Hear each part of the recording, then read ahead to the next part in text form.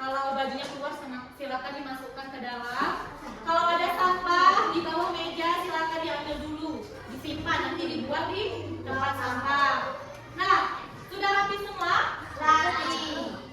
Ada yang tidak hadir? Ada. Siapa? Ega. Ega, Zidan, kemana? Demam. Oke, mudah-mudahan teman kita diberi kesembuhan. Sebelumnya, silakan berdiri dulu. Kita akan menyanyikan salah satu lagu wajib.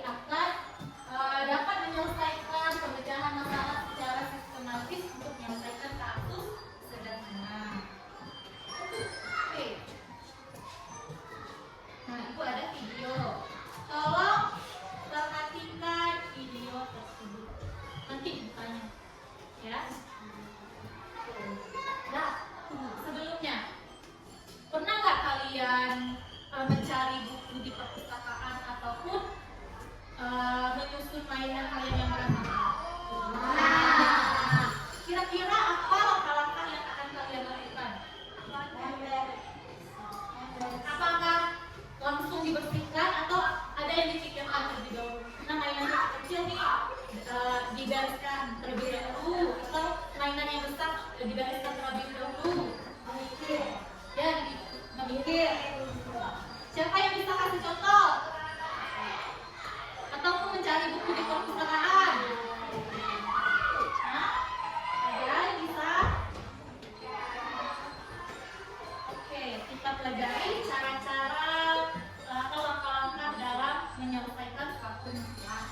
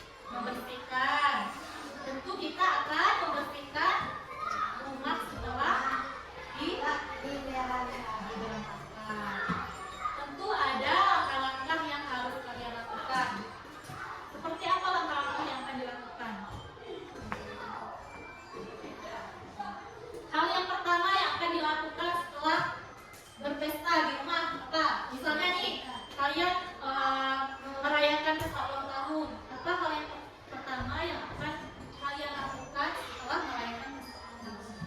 Membersihkan, tentunya membuang sampah, terus menyapu, mengepel, mencuci piring yang sudah digunakan. Yang di situ sama nggak jawabannya seperti teman yang di sini? Sama. Oke. Nah, apa itu berpikir komputasional? Berpikir komputasional adalah cara berpikir yang terstruktur untuk menyelesaikan masalah serupa dengan cara komputer bekerja. Nah, artinya kita memikirkan langkah-langkah yang jelas agar masalah dapat diselesaikan dengan mudah dan cepat. Tujuannya adalah Menyederhanakan masalah yang rumit, menemukan solusi yang tepat dan efisien. Nah, ada yang ingin ditanyakan sampai di sini? Ya. Kita lanjut. Nah, tadi berpikir komputasional. Sekarang apa itu pemecahan masalah secara sistematis? Pemecahan masalah secara sistematis adalah menyelesaikan masalah langkah demi langkah dengan teratur agar hasilnya tepat. Hubungannya dengan berpikir komputasional adalah yang pertama, berpikir komputasional adalah cara berpikirnya, sedangkan pemecahan masalah secara sistematis adalah cara melakukannya. Berpikir komputasional itu cara berpikirnya. Kalau pemecahan masalah secara sistematis, cara Melakukannya. dalam berpikir komputasional itu terdapat 4 langkah. Yang pertama itu dekomposisi, yang kedua pengenalan pola, yang ketiga abstraksi, dan yang keempat algoritma. Nah, yang pertama itu dekomposisi. Dekomposisi itu merupakan memecah masalah besar menjadi bagian-bagian kecil. Seperti pernah nggak masak nasi goreng di rumah? Pernah. Nah, apa yang harus disiapkan dalam masak nasi goreng? Nasi, bawang, minyak, kecap, Tentunya ada alat, alat masak, bahan, dan bumbu. bumbu, Yang kedua apa? Yang kedua pengenalan pola. Pengenalan pola itu mencari kesamaan pola yang berulang. Nah, contohnya, misal ibu kasih contoh ini 2, 4,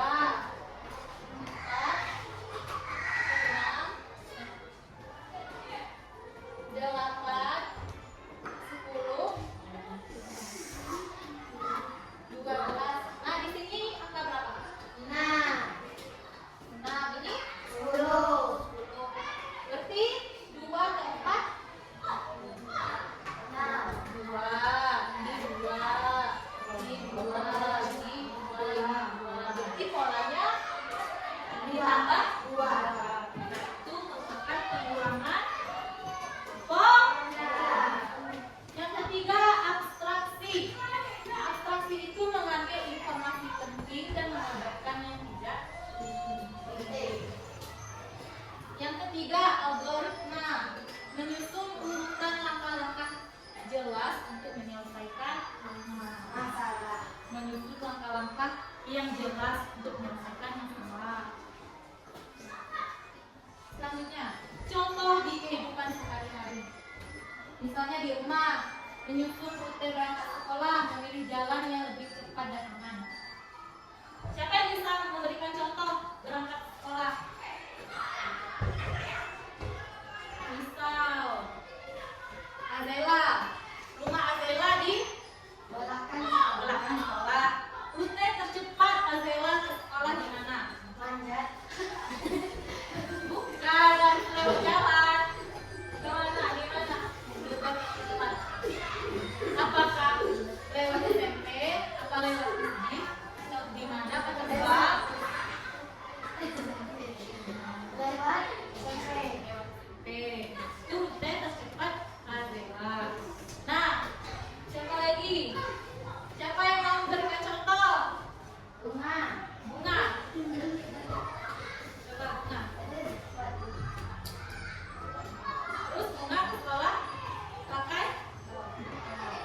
Jadi satu jalan, cuma satu jalan yang ada.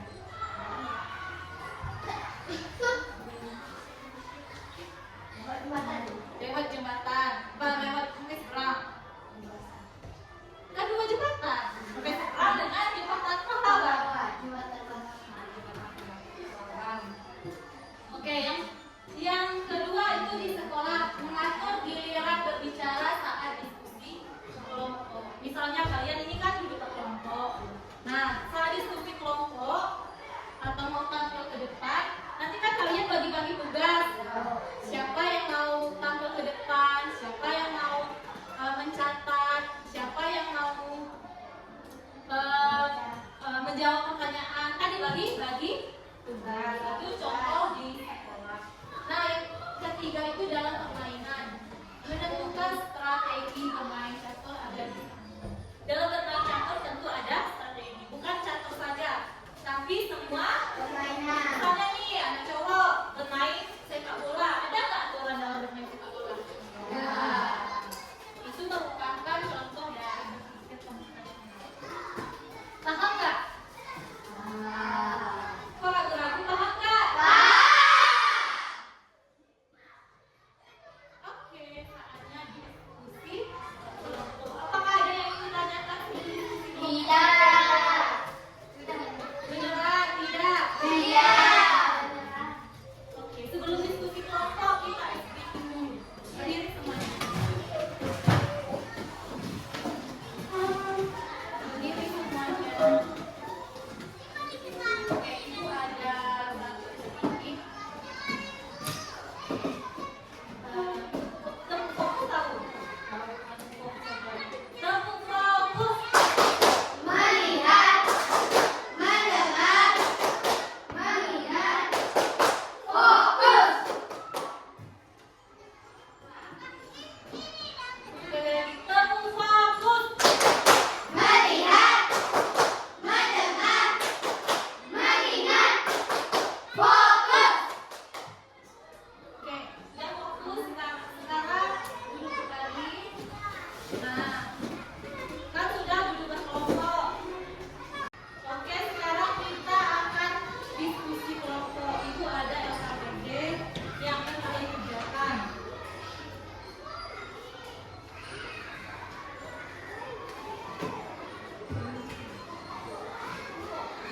Nanti Ibu akan jelaskan cara bermainnya.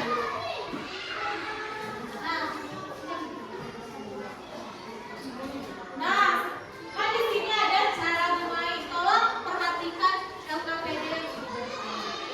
Cara bermain. Yang pertama itu setiap pemain meletakkan bidangnya di kotak start. Terserah kalian mau memakai apa sebagai bidak, apa tutup pena atau batu, boleh. Nah, di kotak start, di sini kotak startnya. Di angka 1 itu kotak start. Yang kedua itu pemain pertama mengambil kartu tantangan. Nah, itu ada kartu tantangan. Tantangan nanti kalian pilih kartu tantangannya. Terus yang ketiga itu kartu tantangan akan menampilkan tugas atau urutan aktivitas yang harus diselesaikan. Misalnya, kalian dapat aktivitasnya sekolah makan, sudah makan, tidur, terus bermain. Nah, makan di sini di bagian siang kedua. Maka kalian akan maju satu langkah untuk makan. Terus tidur, berapa langkah lagi maju untuk tidur. Terus kalian bermain, berapa langkah lagi kalian akan sampai ke tempat bermain. Nah,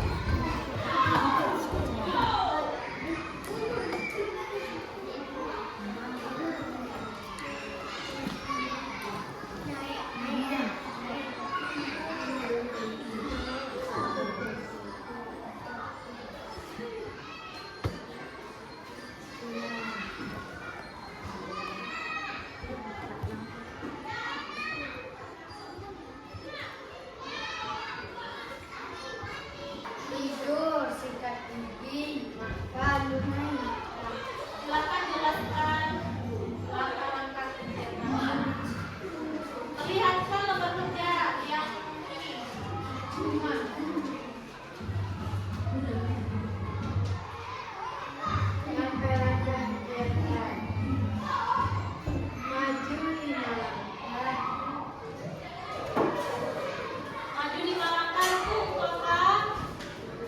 Tidur. Terus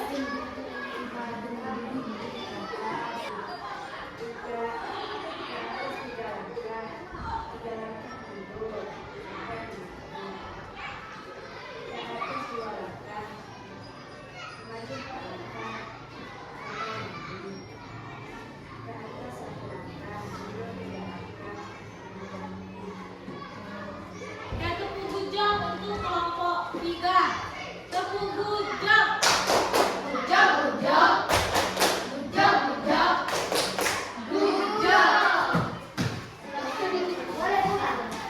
Oke, sudah semua di presentasi kelompoknya. Nah, dalam tentang kerja yang Ibu berikan, Ibu tentunya menerapkan berpikir komputasional. Nah, yang pertama itu dekomposisi. Kartu tantangan tersebut memberikan perintah yang akan kalian lakukan. Tugas kalian itu memecahkan tantangan itu tersebut dari langkah-langkah itu merupakan bagian dari dekomposisi. Nah, yang kedua itu pengenalan pola. Misalnya jika ada otak yang berdekatan atau jalan yang cepat untuk sampai ke aktivitas. Apakah ada yang ingin ditanyakan? Sebelum Ibu akhiri. Ada. Oke, ada yang bisa menyimpulkan pembelajaran kita hari ini? Oke, silakan.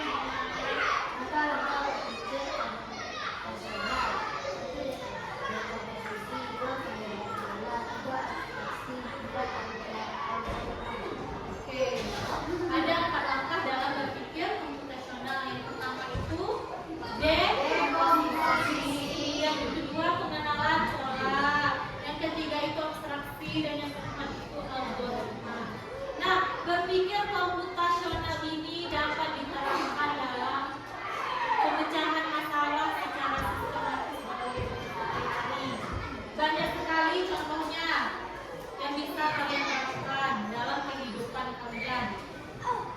Oke, Ibu ada quiz. Oke.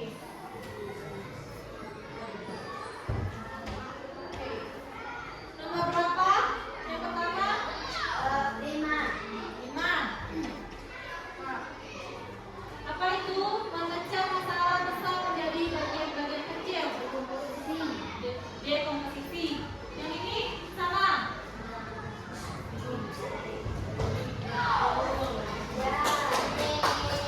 Terus yang mana lagi? 4. Ini nomor berapa? Ini apa? Hah? Berpikir rasional atau betul?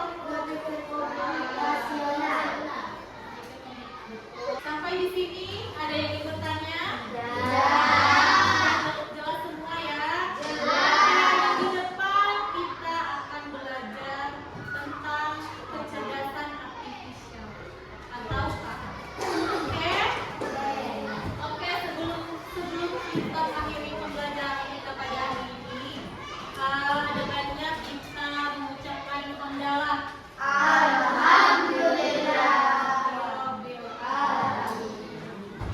Sekian pembelajaran yang Ibu berikan pada hari ini. Ibu harap kalian dapat menyerap apa yang Ibu sampaikan dan menerapkan untuk kehidupan sehari-hari kalian. Ibu tutup. Assalamualaikum warahmatullahi wabarakatuh. Waalaikumsalam.